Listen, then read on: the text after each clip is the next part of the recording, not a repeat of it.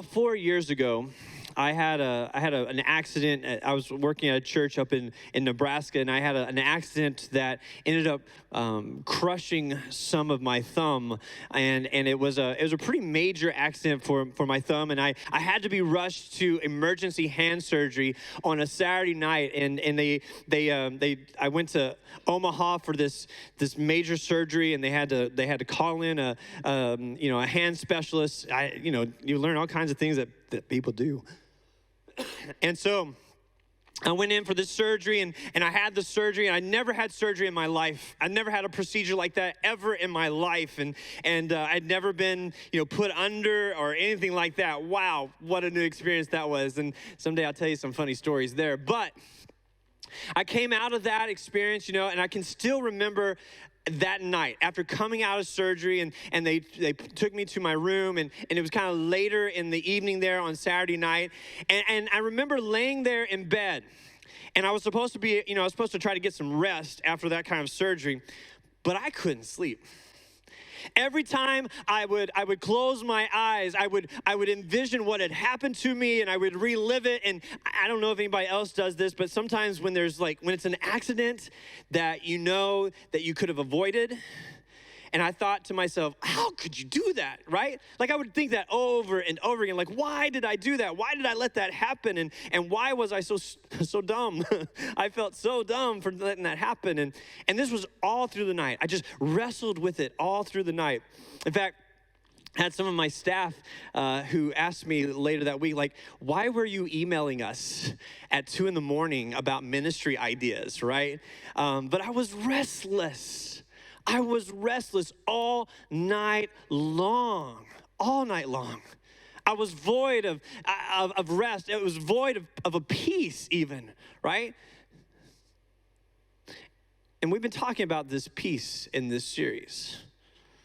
The peace that God offers us. But here's the deal. The peace that God offers us has to be accompanied by rest. But the kind of rest that we need is not necessarily an inactive rest. There is something more than the kind of rest that is found in vacations or even getting a good night's sleep. There is a rest that we can have that is found only in Jesus Christ.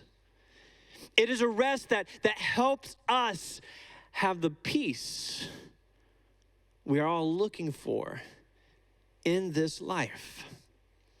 We're wrapping up this series, and like I said, ultimately it's a series that's been about discovering the peace God has for our lives, and not only discovering it, but also living in it and living in such a way that we grow in this peace. And it's a peace that we can experience even when the life that we're in, even when that life is encountering everything but peace. Like when life is raging around us. When we are tempted to give into the overwhelming fears pounding on the doors of our minds and hearts. And last week we talked about how we are more than our past, right? We look at the messes of our lives. We look at the moments where it seems like everything has crumbled around us. When the enemy of God whispers in our ears to give up, that there's no hope. Even in the face of sorrow and hurt, we can lift up our eyes. We can choose to delight in the Lord because we know we are not prisoners of our pasts. And the reality is that every moment we experience eventually becomes part of our past. But we are not prisoners to our past. We can create a new future. A future that flows out of a freedom that is found in this deep peace that God offers us. A deep peace that comes over us when we get a chance to start over. We talked about that last week. To redo. But there's more for us that God has for us. There is another experience for us that will keep us in this peace. In the first part of Psalm 37, we've been looking at Psalm 37. The first part of Psalm 37, verse 7, says this: "Be still in the presence of the Lord and wait patiently for him to act." Would you read that with me together? Let's read it all together. Ready? "Be still in the presence of the Lord and wait patiently for him to act." Now, to know me is to know that patience has not always been one of my strongest points. I'm getting there. It's getting there. I'm learning. Boy, am I learning.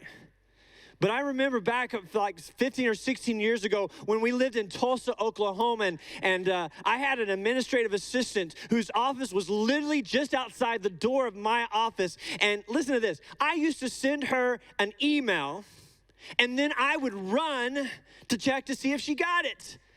And I always made it to her desk before the email did.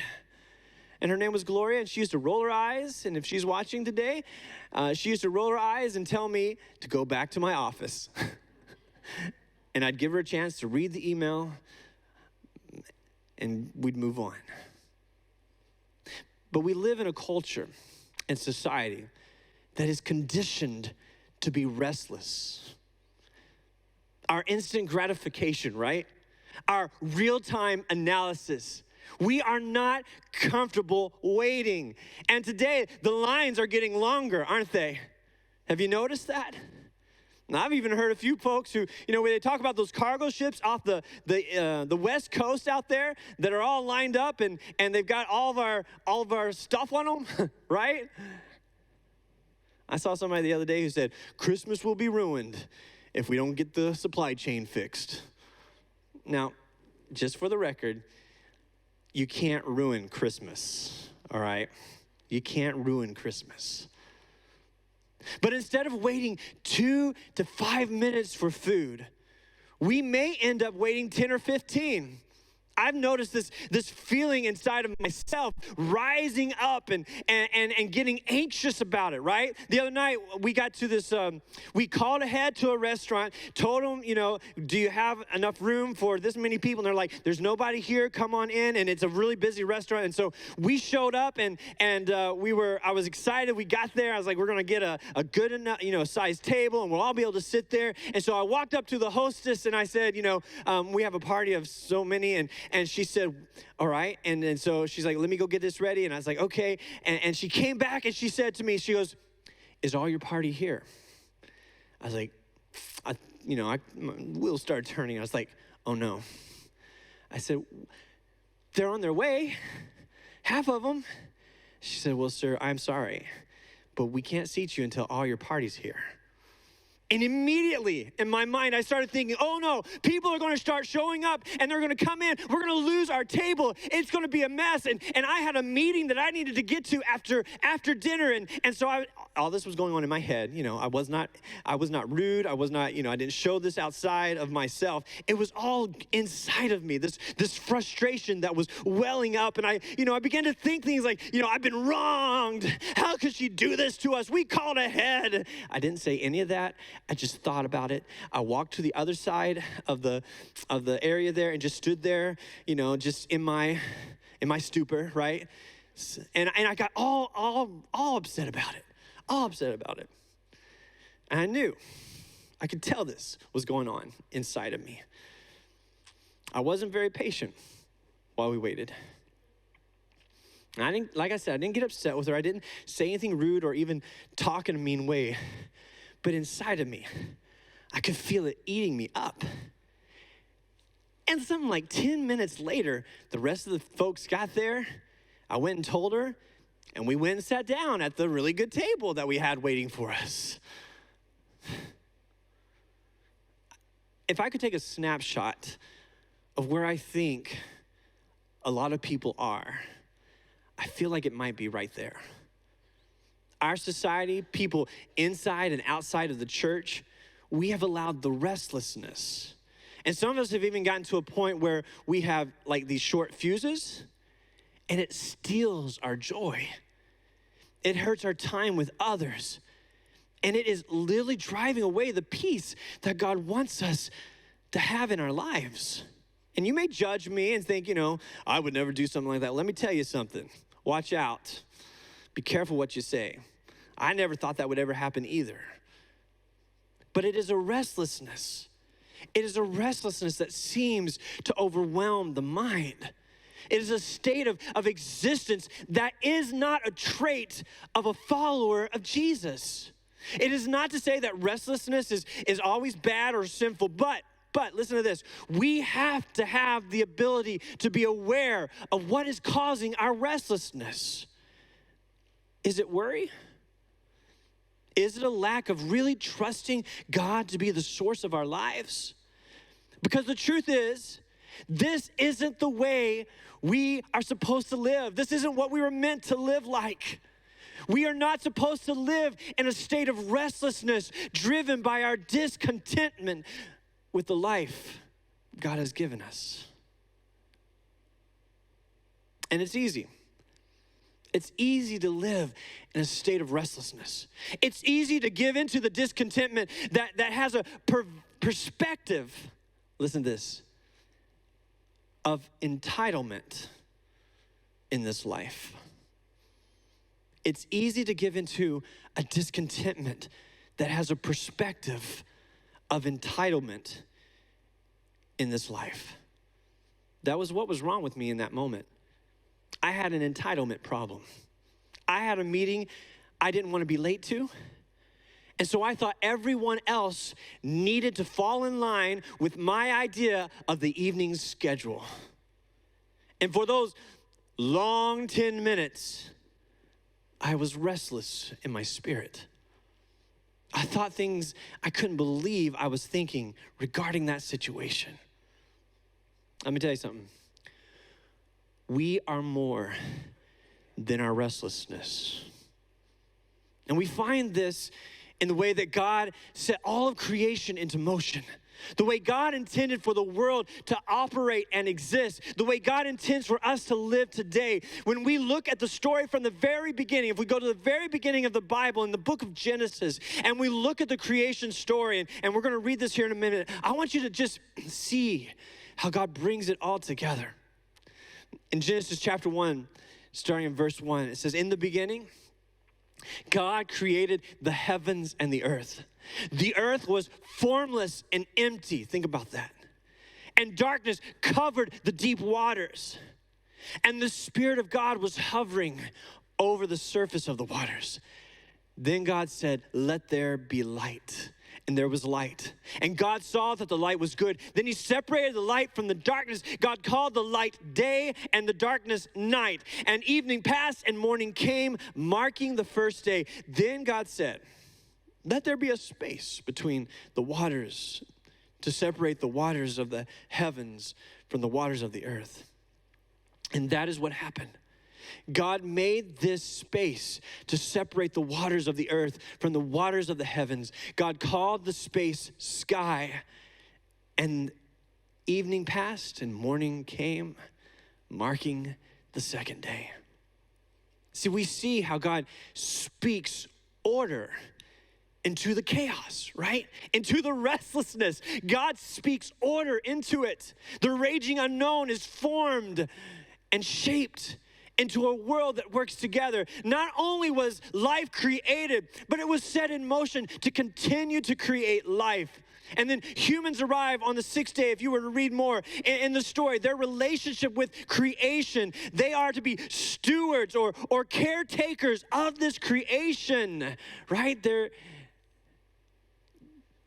a system, an order that is in place. And when God finished the work on the seventh day, guess what God did?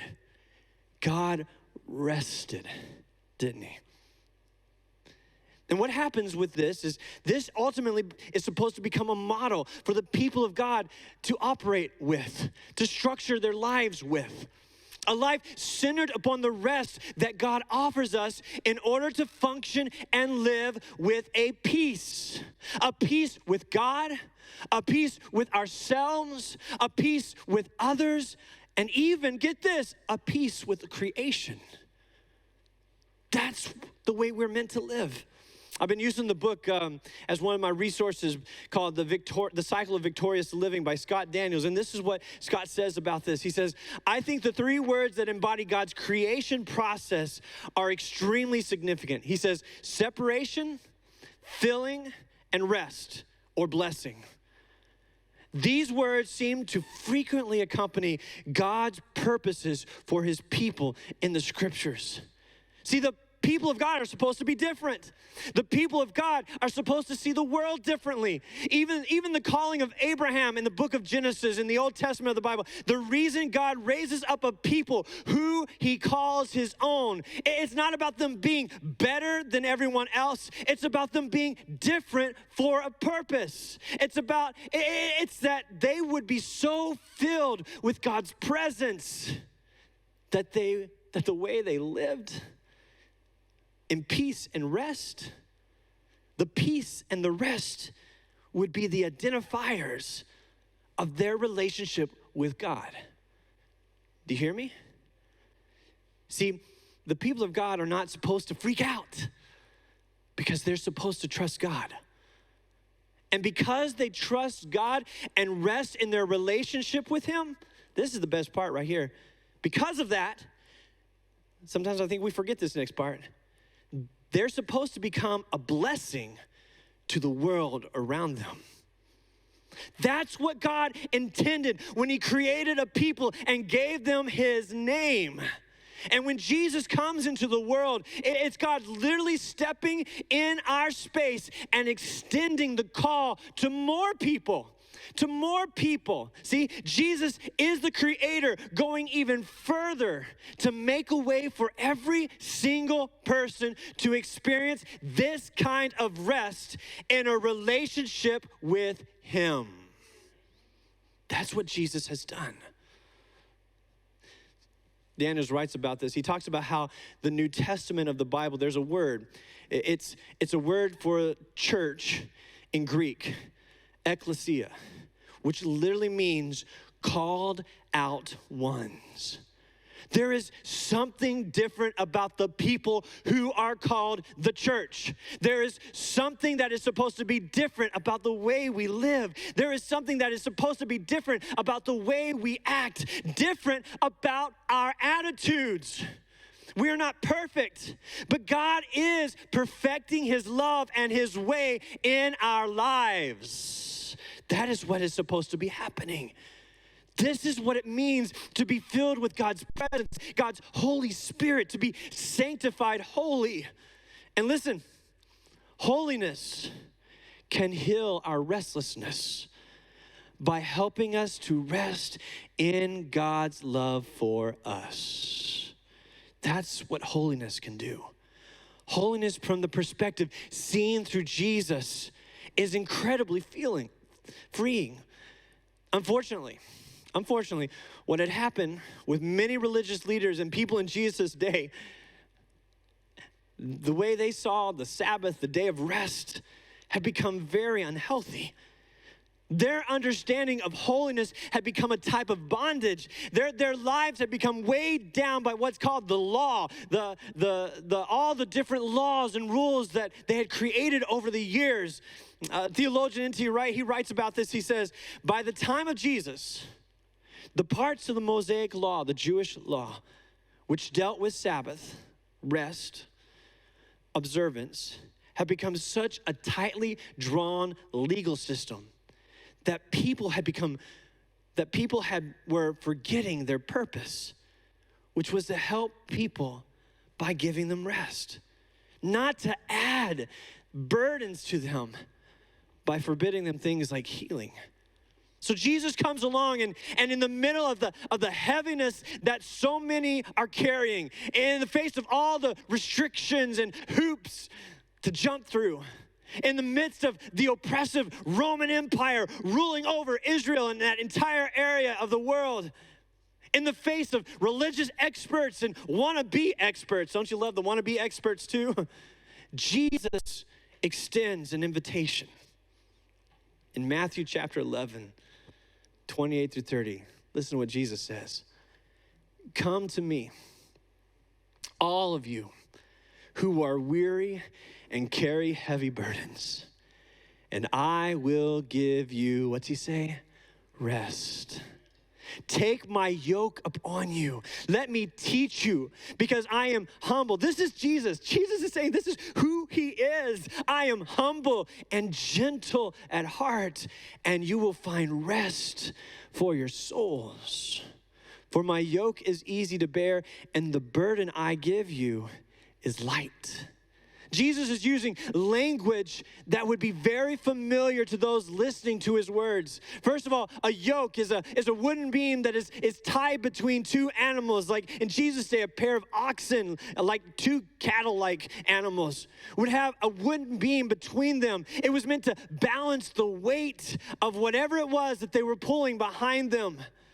In Jesus' day, it was also used to describe when a student would leave home to follow a rabbi and to study and to learn from them. They would attach their lives to the one teaching them. But there's something even unusual about what Jesus is saying here. This one writer that I was reading about, he talks about how the difference is that Jesus invited future disciples not only to learn from him, but to take my yoke upon them, as if the yoke belonged to him. Rabbis would speak of placing the yoke of the law on their students, a heavy burden that required training, not only to carry, but to get used to it. Really a rather uncomfortable fit. But I like this part here. Jesus invited his disciples to place his yoke on their shoulders because it fits well. And the burden of his yoke is light. It's light. It's still a yoke. There's still something to carry. And here's the deal. We all yoke our lives, or we all attach our lives to something, don't we? And whatever it is we attach our lives to will produce something in us. But there is only one who can offer us a rest in the midst of life's ongoing weariness. There's only one who can remind us what we really are created for. There is only one who can show us the way to this life. And he literally said, "Let me give you my life so that you can have this peace, this rest in yours." Jesus offers a way to live beyond the restlessness, the discontentment of our lives. And he does it by giving us his life. Because he knows that what he can do in us can help us to realize that we are more than our restlessness. He has more for us. Would you stand? Would you bow your heads, close your eyes? I want to move into a time of reflection today. Maybe you just need to hear these words. Come to Jesus today.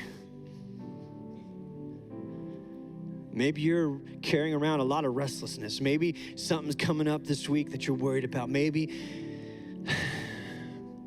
you've been done wrong. You don't know what to do with that.